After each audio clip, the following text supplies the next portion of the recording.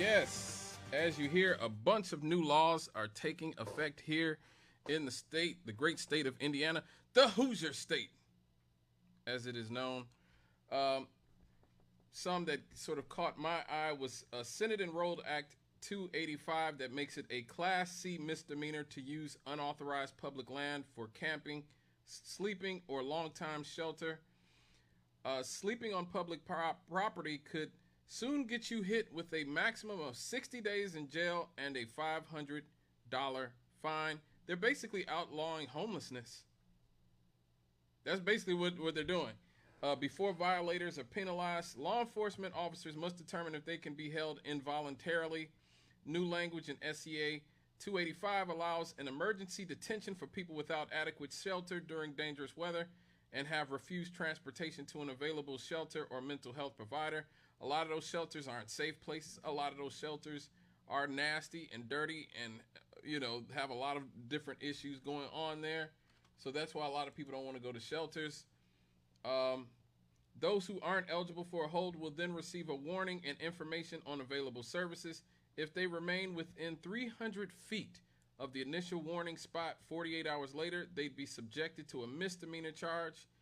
There are a few exemptions from prosecution in the law, including if there are no available shelters or mental health facility beds within 5 miles. Wow.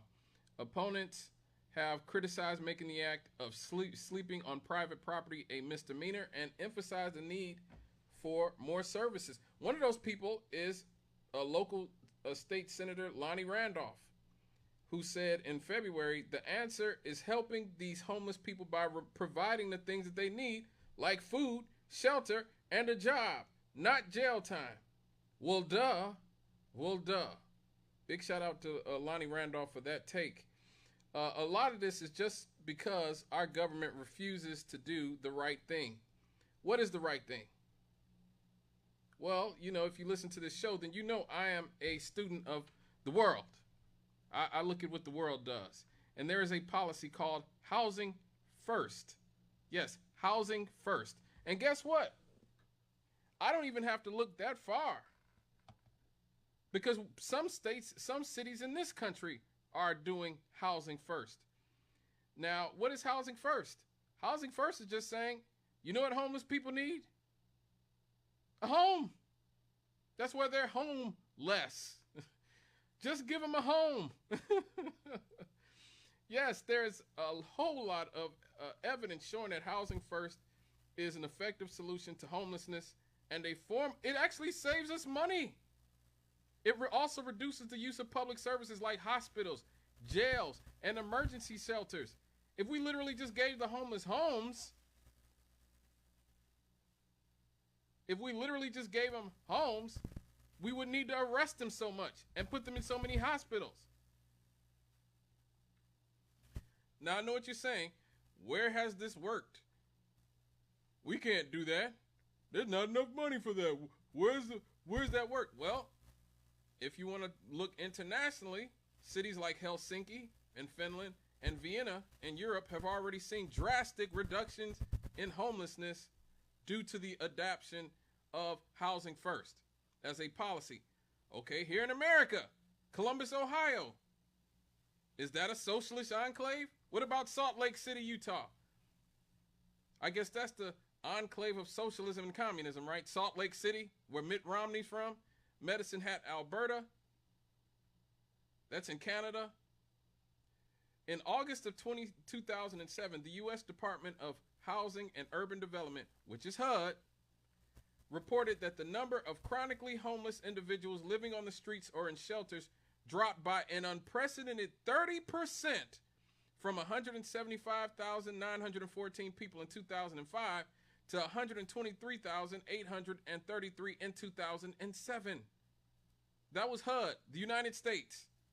In 2013, the estimated national public cost of chronic homelessness was between $3.7 and $4.7 billion, according to the United States Interagency Council in Homelessness, or USICH.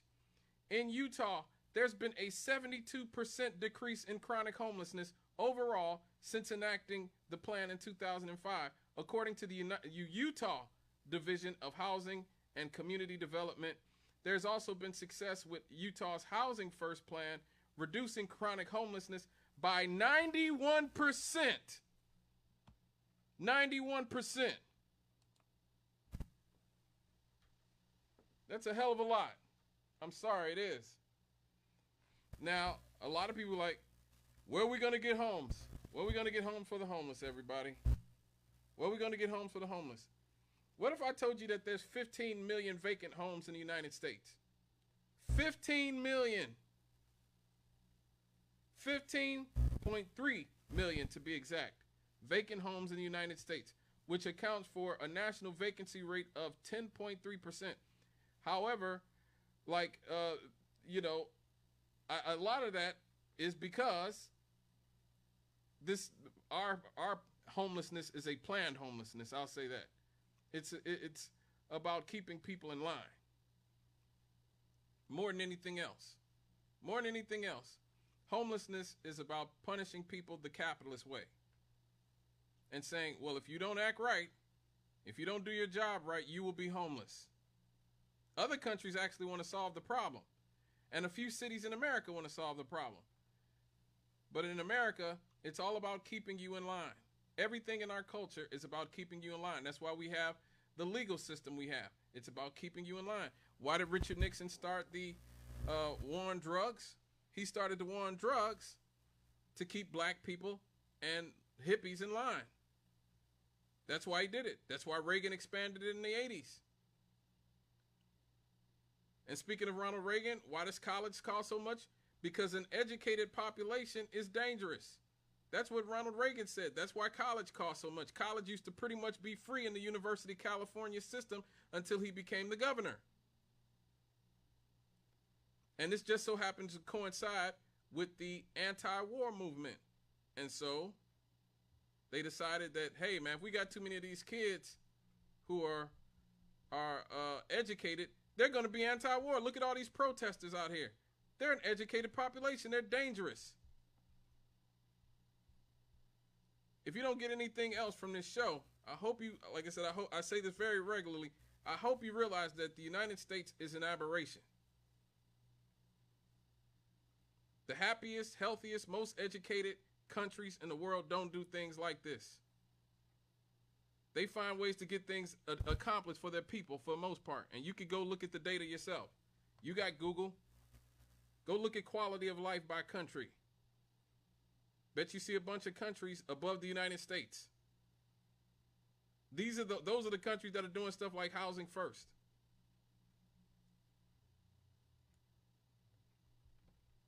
We got to spend all of our money on the military-industrial complex, keeping people in line with the prison-industrial complex, giving billionaires and banks bailouts so that they can continue to accumulate wealth and so that they can continue to build data centers so they can mass surveil us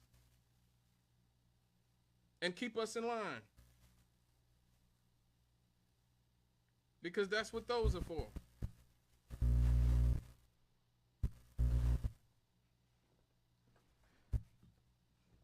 That is why America has 4,000 data centers, and the closest country to us, China, has 400.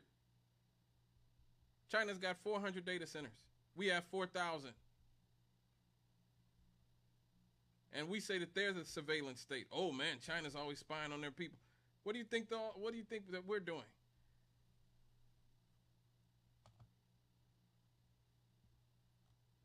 And so when we're looking at how we treat the homeless in this country, remember, all of us here are closer to being homeless than we are to being billionaires. Just remember that. We have a lot more in common with the homeless than we do with Elon Musk and Jeff Bezos. The average American can't afford a $1,000 emergency. $1,000 for an emergency.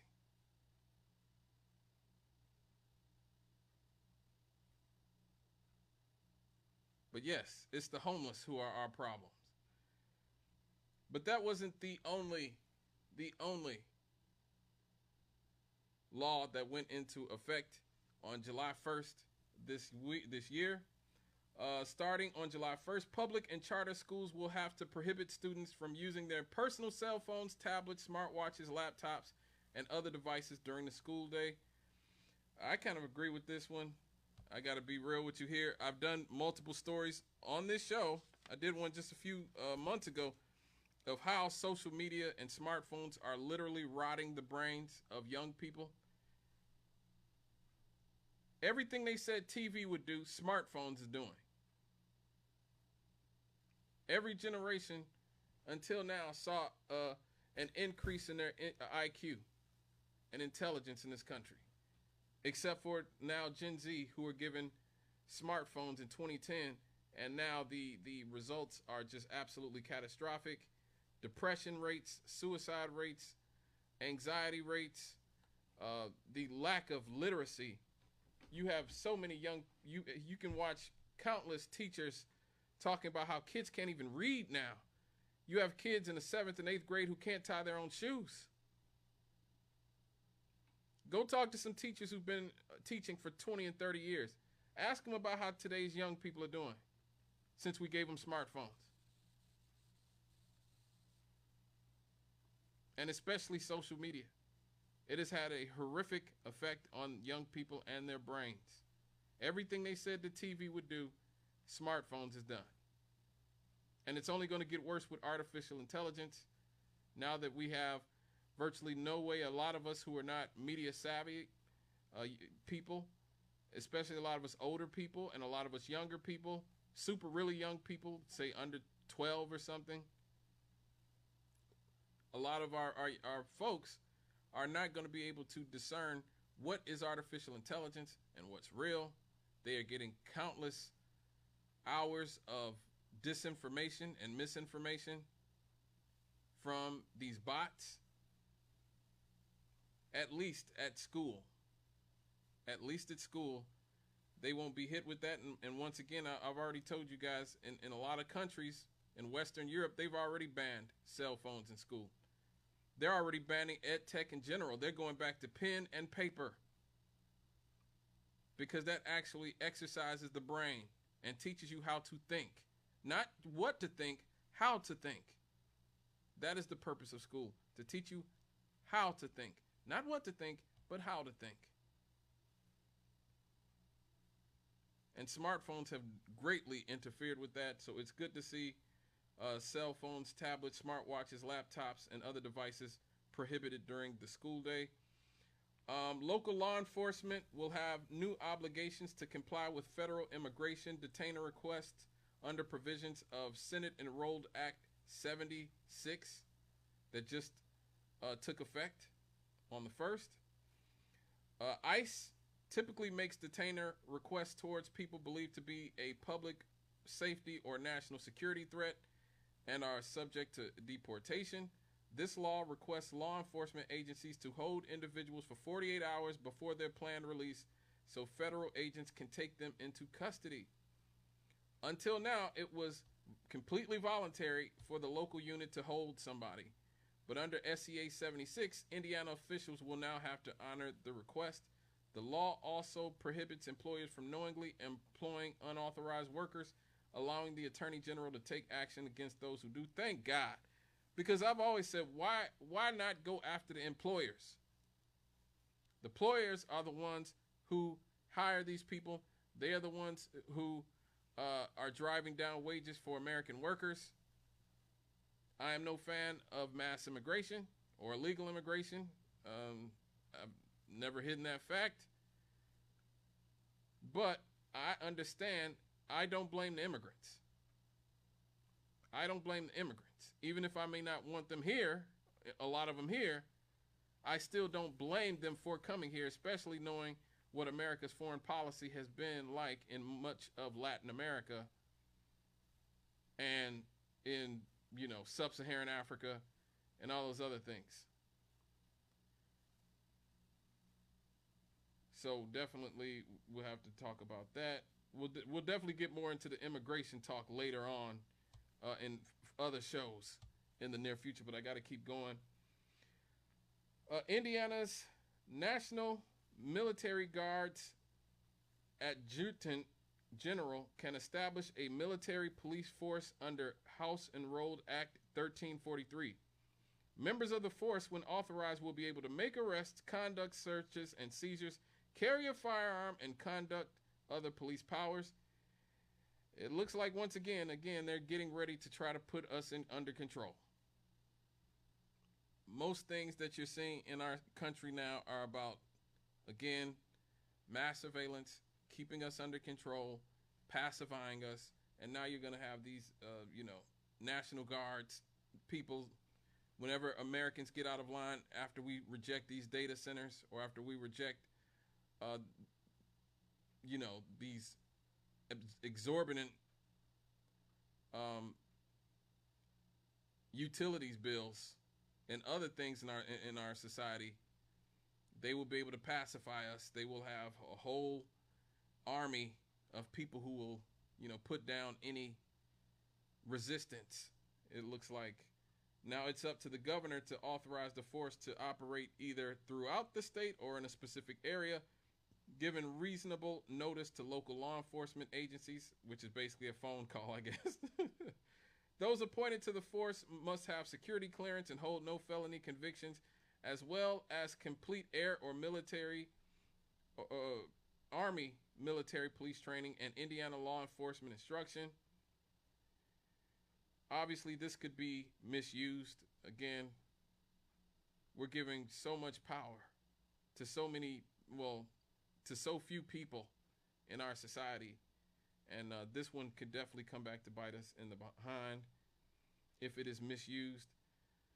And finally, SEA 140 makes posting someone's information on social media with the intent to cause harm, property damage, or other criminal acts against the person a misdemeanor. Commonly called doxing, it becomes a felony if the threat is going against certain political officials, including members of the General Assembly. The legislation follows a wave of threats to lawmakers during last year's failed redistricting attacks. Remember, Donald Trump, our president, El Presidente, Trumpo, sicked his MAGA army on a lot of our local politicians because they did not go along with his redistricting, gerrymandering attempts to completely subvert democracy in this country.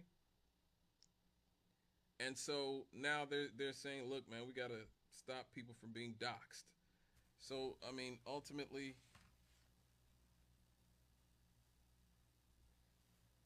I think it's okay.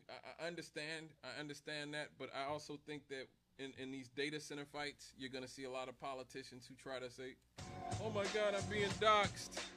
I'm being doxxed because I'm voting to give all our land and water away to these data center companies.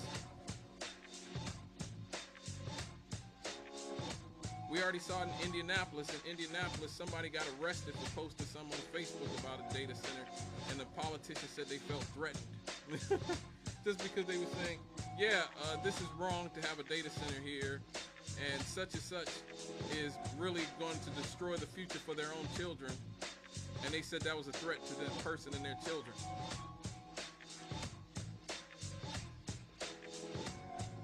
Here we go.